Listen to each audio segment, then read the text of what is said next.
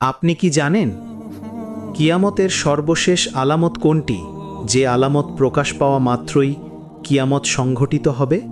চলুন তা জানার আগে আপনি যদি মুসলমান ভাই বা বোন হয়ে থাকেন তাহলে ভিডিওতে একটি লাইক করে চ্যানেলটি সাবস্ক্রাইব করুন এবং কমেন্টে আপনার ইসলামিক সুন্দর নামটি লিখে যান।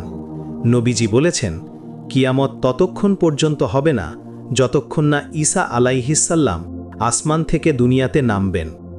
ঈসা আলাইহিসসাল্লাম আসমান থেকে নেমে ভয়ঙ্কর ফিতনাকারী দাজ্জালকে হত্যা করবেন এবং তখন তিনি পুরো বিশ্বে ইসলাম প্রতিষ্ঠা করবেন।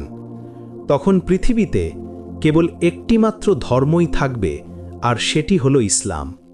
এর কিছু বছর পর আল্লাহ তাআলা সমস্ত মুসলমান ব্যক্তিদের মৃত্যু দিয়ে দেবেন। এরপরই কিয়ামত শুরু হবে।